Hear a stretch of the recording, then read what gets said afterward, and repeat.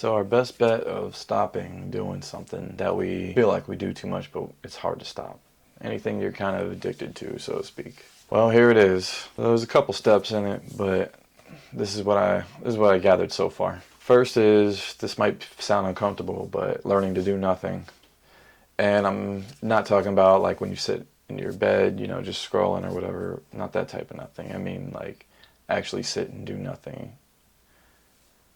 It's an uncomfortable truth because most of what you do when you're bored, or these are a result of running from the feeling of boredom, which is crazy. If you really nutshell it, all this is just you running from the feeling of being bored, just running from a feeling, something which can go away. Well, aside from having like some kind of purpose or something that you can pour yourself into in those moments and do instead, just getting the habit of learning to sit and do nothing for any amount of time can help you face the monster you've been running from. Our modern society has us wanting more and more stimulating things all the time. More so now than ever, of course. That's why they do their addictions. Like we got nothing else to do, so we might as well do one. Well, the moral of the story is you need to be okay with doing nothing. When all the noise is removed, that's when you can find your real self. So, and here's the magical secret monk technique, the second tip. Let's say you get a little sneaky temptation. Well, you're going to try to use willpower, right? But if a monk could control you, he would just let the temptation happen.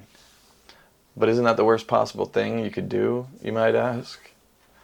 Well, by allowing that feeling and really sitting there and feeling where in the body you feel it, you can finally face it instead of immediately turning around and running from it by doing the thing, whatever you didn't want to do. Let's say scrolling, for instance. You want to quit scrolling. Well, when the feeling of boredom comes and we go to scroll to remove that feeling, that's basically like continuing a habit of when you see a wild animal that can easily outrun you, you just physically turn around to run without even facing it, and you give it all this power over you.